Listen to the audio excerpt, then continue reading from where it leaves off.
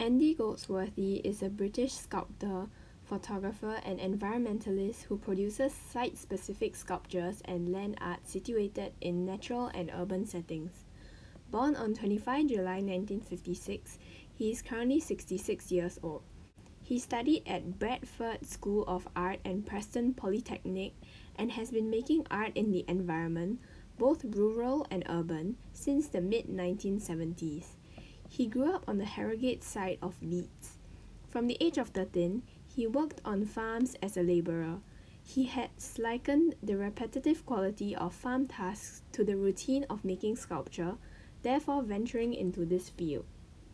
Andy Goldsworthy creates three types of art: land art, environmental art, and contemporary art, and his common mediums include brightly coloured flowers, icicles, leaves, mud, pine cones, snow, stone, and twigs, which are all naturally found objects.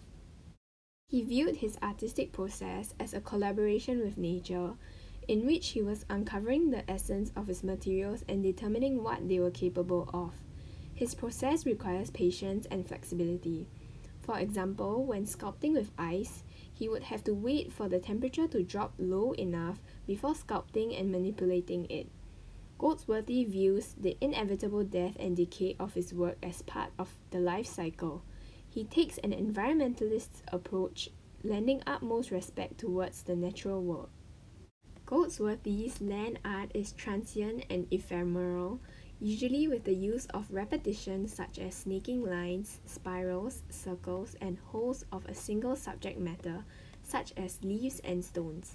He incorporates the elements of art and principles of design to create a relatively simple-looking sculpture. But for Goldsworthy, the picture is more complicated. He quotes, "When I make something in a field, street, or altering the landscape, it may vanish, but it's part of the history of those places. My artwork explores the complexity of life." Goldsworthy used the dry stone construction method, which does not need mortar to bind the stones together. When constructing his works, Goldsworthy tends to use only his teeth, hands, and found tools to arrange the materials and get them ready for wherever they will be placed. However, some of his works exist as exceptions, such as his permanent sculpture roof, which required to use machine tools and labourers to ensure that the sculpture could withstand the effects of time and nature. Weight, balance, and symmetry create the dome's shape and prevent them from collapsing. To accomplish this, the stones are carefully stacked flat, they diminish in size and are cantilevered inward towards the top. By creating his sculptures in the middle of nature, Goldsworthy allows his work to grow and decay according to nature's course, with their presence only being retained through his striking photographs and drawings.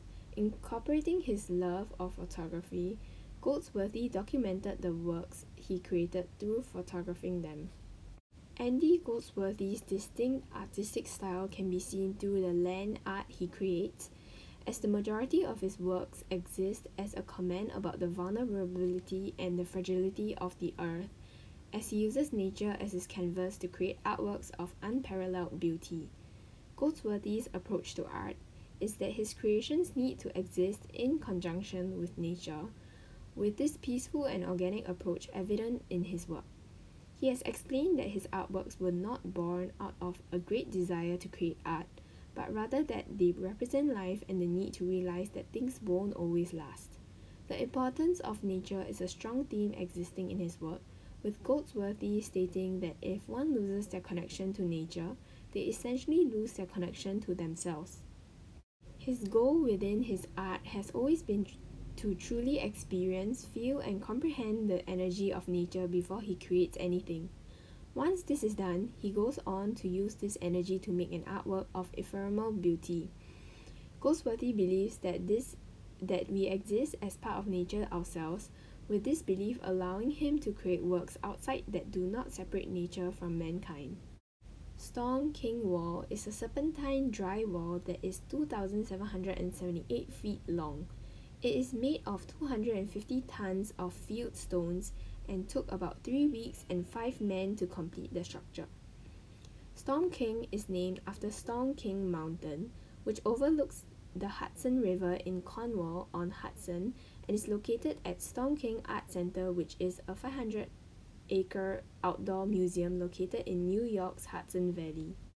Rising to a maximum height of about 5 feet, it follows a path the artist chose, winding through a row of trees that grew from seeds to saplings to maturity in a line alongside the original dilapidated wall.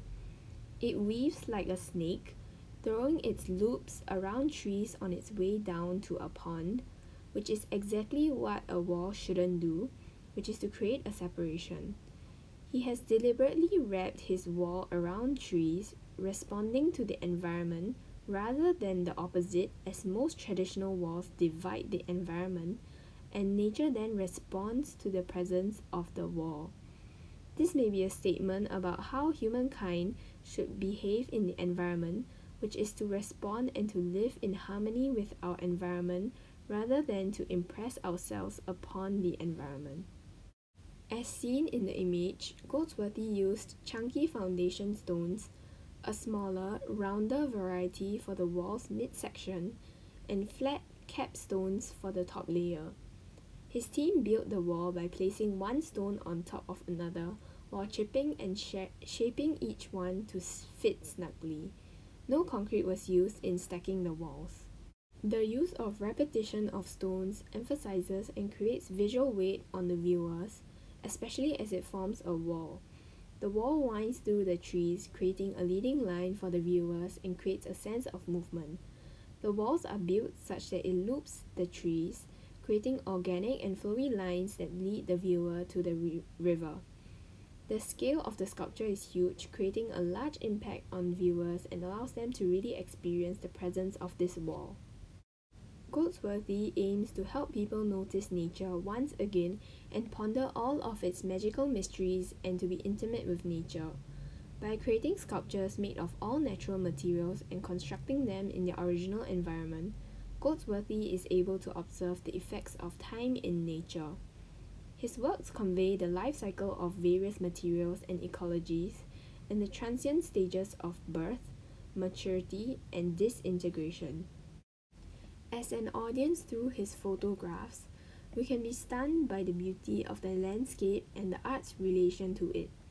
We can see the dazzle as the full sun as it shines through it, or feel the soft glow of the different illuminations at different times of day, and how the elements have their magical effects without standing in the cold, rain, waking up at dawn, or climbing to precarious places. Thank you.